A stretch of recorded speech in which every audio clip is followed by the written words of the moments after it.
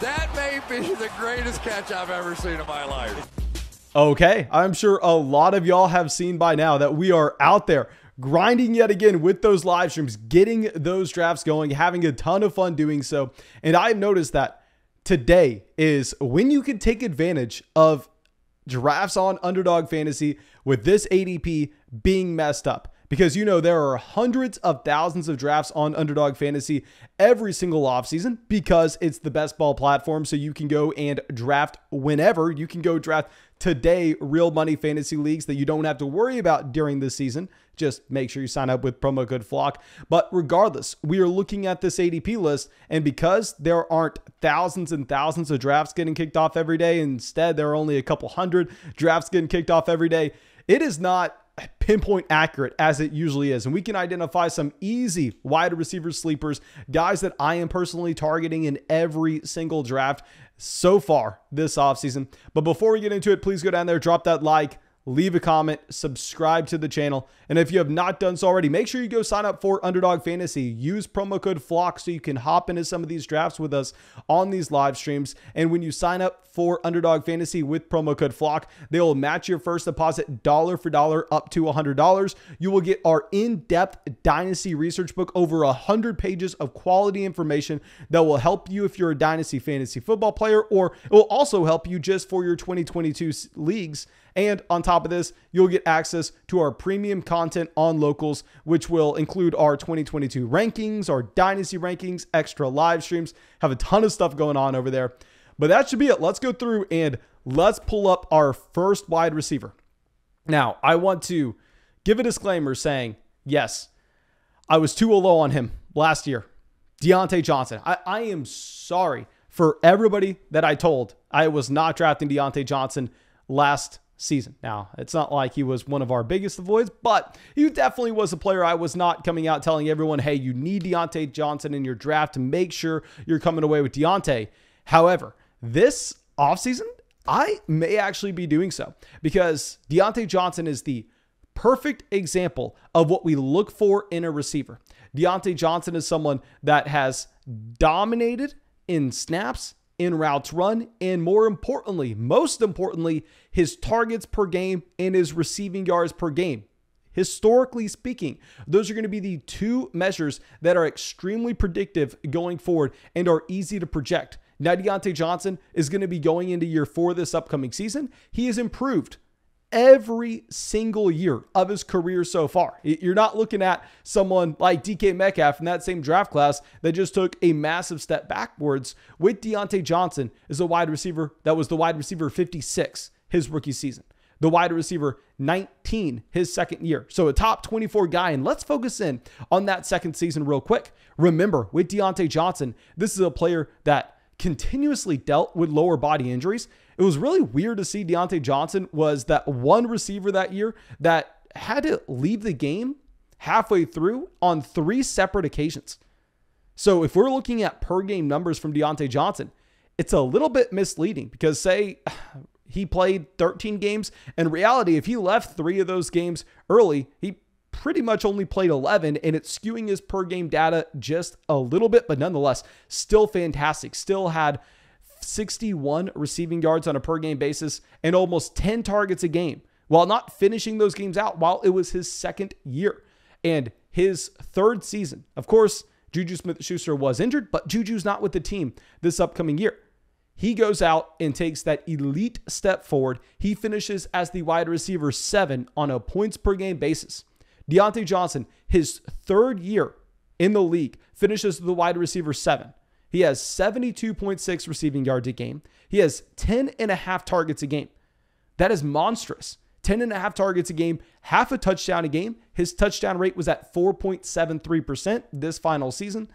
That's sustainable. It's not like you naturally assume that's going to come down. I think that if anything, DeAndre Johnson in his touchdown rate has room to go up. You could see that touchdown rate get up to 7%. And instead of DeAndre Johnson walking away with 8 touchdowns this upcoming season, you could see DeAndre Johnson coming away with 10, 11, 12 touchdowns if he continues to get this volume, because we know those touchdowns based off small samples, very fluky. DeAndre Johnson, he does have the profile of someone that can create separation and particularly when in the red zone, closer to the line of scrimmage. I love me some DeAndre Johnson. Now, if you're looking at the situation in Pittsburgh, of course you have no Ben Roethlisberger, and we don't know how that's going to play out. As of now, looks like you have Trubisky. That's not exciting, to say the least. Of course, you would project Mitchell Trubisky to be one of the worst starting quarterbacks in the NFL. While he definitely does have upside now that he's away from Matt Nagy, regardless, we're not excited about the quarterback situation as it stands today. Now, I will say, you could easily see Pittsburgh making a move in the NFL draft to go get Kenny Pickett if he falls to pick 20. You could see them try to make a trade up. There have been a ton of rumors, circulating around Pittsburgh and Malik Willis in particular. You could see them go and make a move up for Malik Willis. And what I want to focus in on is, while yes, their quarterback situation is going to be bad this upcoming season, it was horrible last year. But if we are looking at Ben Roethlisberger's adjusted yards per pass attempt last year, he was the 27th quarterback in that metric, which in my opinion is the best metric to evaluate quarterback play upon. Now, of course, there are so many different variables, including offensive line, including the play of the receivers, including the coaching staff, that will affect a quarterback's adjusted yards per attempt. But if we're looking at Ben Roethlisberger from this past season, 6.2, that was lower than Daniel Jones. That was lower than Davis Mills, Taylor Heineke, Tua Tagovailoa, Baker Mayfield, Jared Goff, Matt Ryan, Ryan Tannehill. Like, Ben Roethlisberger was already really bad last year. So I agree, the quarterback situation will be bad in Pittsburgh this upcoming season. But with poor quarterback play last year, DeAndre Johnson was the wide receiver 7 on a per game basis as a third-year NFL player, and he is currently being drafted as the wide receiver 19 on Underdog Fantasy. When he has the volume that we're looking for, nothing's really changed with his role. You have no JuJu SmithSchuster. He'll be someone we talk about a little bit later on. But yeah, I'm all in on DeAndre Johnson, despite not having him in nearly enough leagues last year. I'm going to correct that mistake and go in on DeAndre Johnson this season. Now, someone that y'all know I have always really liked, and he was one of our top draft day targets last year, which worked out because he definitely beat his ADP. Now, what kind of sucked is he was being drafted right next to Cooper Kupp. It is what it is. But Chris Godwin, here with Chris Godwin, this is a receiver that I will admit, the discount is a little deceiving. Right now, he's going as the wide receiver 23 on a per game basis. And if you look at his production over the past 3 seasons, you would say, well, why is he going wide receiver 23? This past year, he was the top 10 receiver on a per game basis. In 2020, he was the wide receiver 22. And in 2019, he was the wide receiver 2 on a per game basis, only behind Michael Thomas. So we have seen Chris Godwin sustain elite level play at the wide receiver position from Jameis Winston to Tom Brady. That's 100% something we have seen over the past 3 years. Now, he is going later in underdog drafts this offseason than he has finished over the past 3 seasons. And to go along with this, with Chris Godwin, he is an extremely young wide receiver, was drafted in 2017, but was 20 years old at the time he was drafted coming out of Penn State. So he's just turning 26 based on some historical information we provided in that research book for anybody who signs up with Underdog Fantasy, anybody who purchases the book on flockfantasy.com. We've shown that the peak for these wide receivers is going to be age 26. That's the season Chris Godwin stepping into, will be 26 this year.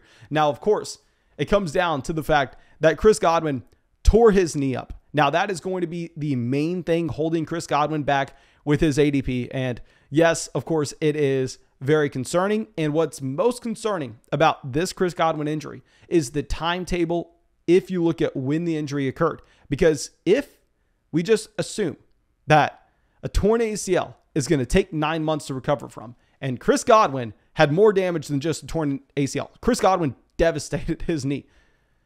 Let's say 9-month time period. Chris Godwin's coming back week 1, week 2. That's him missing training camp. That's him missing the preseason. And that's best case scenario. Chris Godwin's not going to be able to get back with the team until about week 1, week 2. So you wouldn't expect Chris Godwin, really, realistically, Chris Godwin's not going to produce for you for the first month of the season. But if we take a step back, if we look at the overall environment in Tampa, it's better this upcoming season than it was last year. It's better this upcoming season than it was the year before that. Because Antonio Brown's gone. I mean, if you're looking at Antonio Brown, it's a receiver that averaged about 9 targets a game last year. And we know that a lot of people were telling us, no, Mason, you can't draft Chris Godwin in the 4th round because Antonio Brown's there. Well, he's no longer with this team. So if you're looking at the personnel, you have Tom Brady throwing to Mike Evans, Rob Gronkowski, and Chris Godwin. And if we compare Chris Godwin to Mike Evans over the past few seasons, now, yes, Mike Evans, you are naturally going to assume that his touchdown rate always stays relatively high given the kind of receiver that he is and the offense that he's playing in. But Chris Godwin has out-targeted Mike Evans essentially every single season you've had Tom Brady there. In 2021, Chris Godwin over 9 targets a game compared to Mike Evans at 7. In 2020, Chris Godwin at 7 targets a game compared to Mike Evans at 6.8.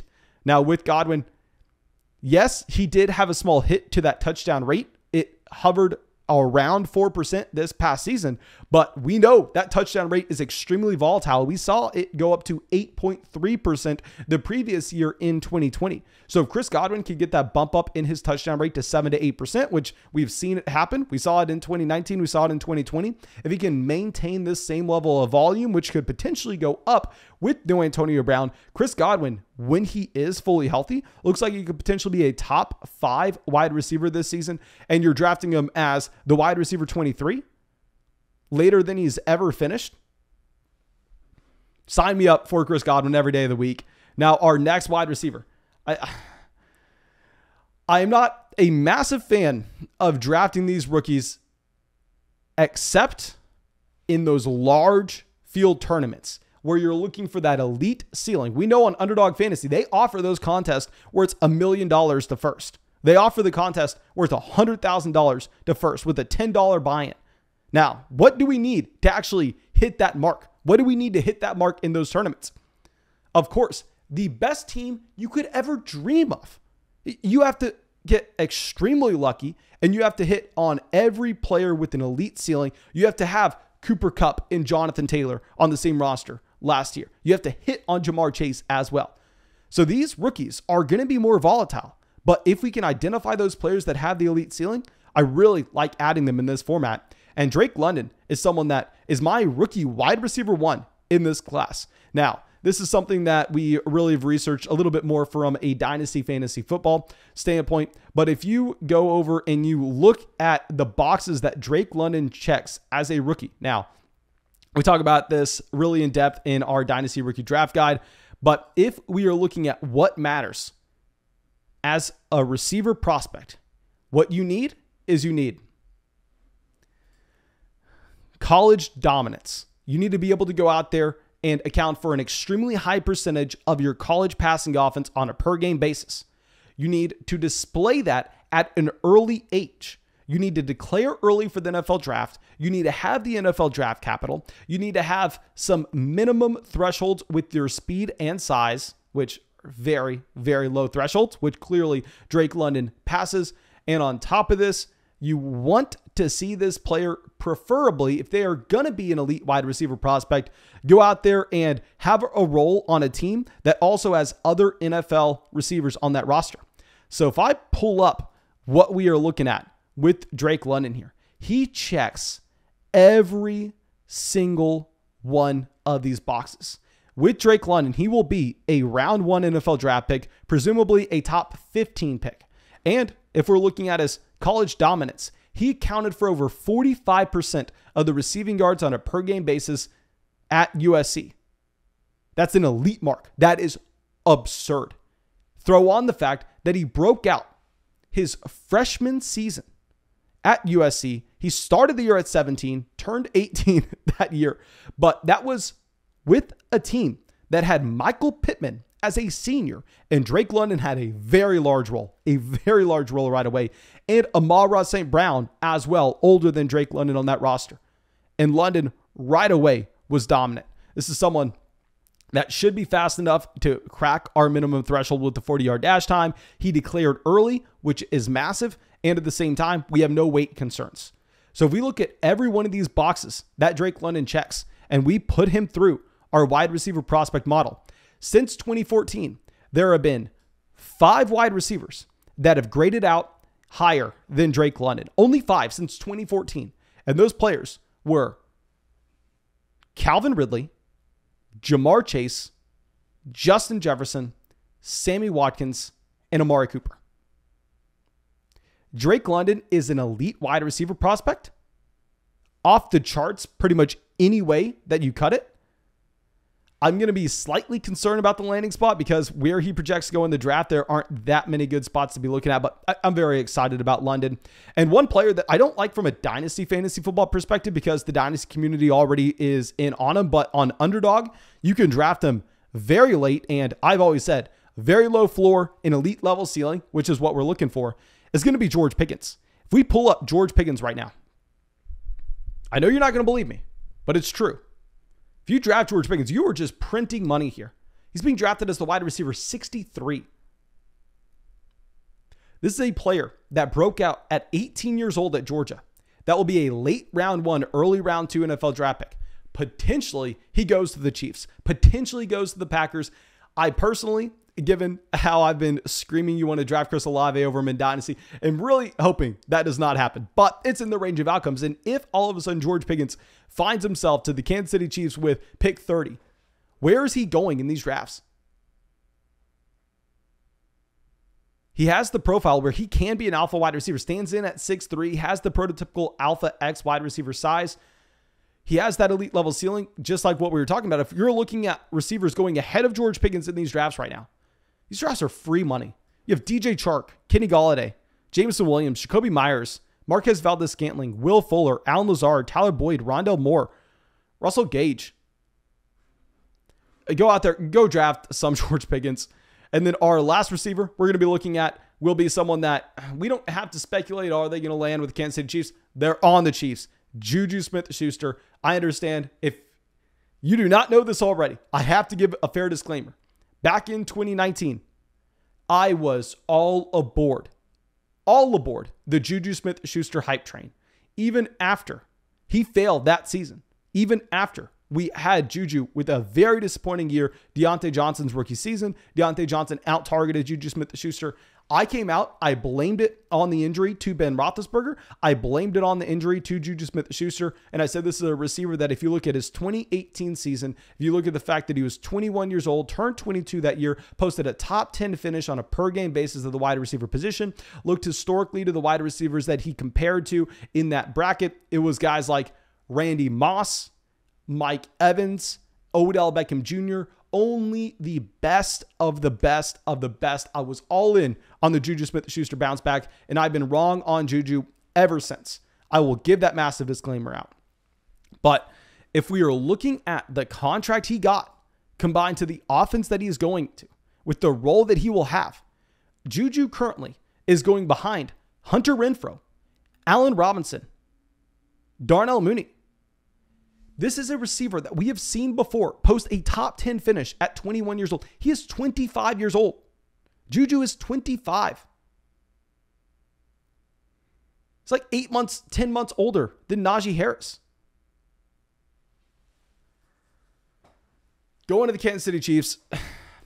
I know we've fallen for it before. Trust me, I understand. I pulled up his TikTok before I recorded this video to just see exactly how annoying it was. I've clearly never seen a TikTok from JuJu SmithSchuster before. And yeah, it was bad. It was very bad, very annoying. I wish you'd delete it. I understand why a lot of people don't like him, but for his ADP to be this low, I can't get behind it. I think even if you still have Kelsey going out there and demanding 26, 27% of this team's target share, you have Marquez Valdez-Scantling naturally stretching the field. You have JuJu SmithSchuster operating closer to the line of scrimmage, soaking up those dump-off passes, soaking up the majority of the volume in this offense, which is what we're looking for. I'm not looking for that field stretching option that's not going to be able to command targets. I love the fact that they signed Marquez Valdez-Scantling. I think that's a perfect fit for this offense to let just JuJu and Travis Kelce eat underneath, very similar to what Marquez Valdez-Scantling has allowed for Davante Adams over the past few years in Green Bay. Of course, not saying JuJu SmithSchuster is going to be the wide receiver 1 overall like Davante Adams. I'm not a crazy person, but at the same time, JuJu SmithSchuster is currently being drafted as the wide receiver 33. And I think that he can easily get to being a top 24 wide receiver, playing with the best quarterback he's ever had in his NFL career. And even 2 years ago, he wasn't really below this. Now, of course, thank you so much for being a part of the flock, supporting the channel. Really hope you enjoyed this video. Really hope you got something from it. Please go down there, drop a like, leave a comment, subscribe to the channel, go get our Dynasty Research book, get into some drafts with us by depositing at least $10 on Underdog Fantasy with promo code FLOCK. And yeah, that's all I got for you. Hope you have a great day and hope we get to see you with the video tomorrow.